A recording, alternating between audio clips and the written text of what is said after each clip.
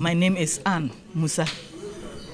Okay. Of doctors, I have only one doctor in the district hospital, and also I have a high teacher over 10.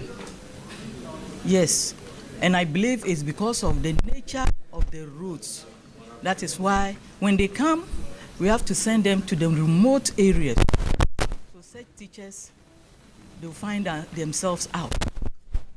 And also I have a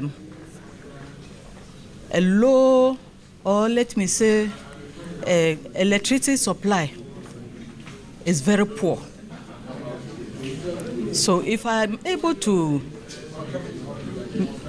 get all these things done, I believe the district will grow, it will move forward, because it's a place where it has so many potentials.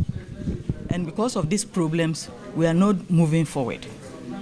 With now our father, His Excellency John Dramani Mahama, who is a listening president, I believe what he has promised the whole country, I'm waiting for him to come and support me in my district.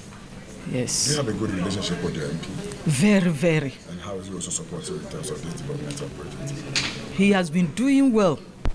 You look at schools, clinics, building new ones, renovating them, and supporting the brilliant but needy students. A lot, drilling boreholes in the district. And any, let me say, person who travels to Accra or Kumasi for health issues, and the payment is heavy, this MP comes in to pay the medical bill. So he has been doing a lot for us in the Busa South there.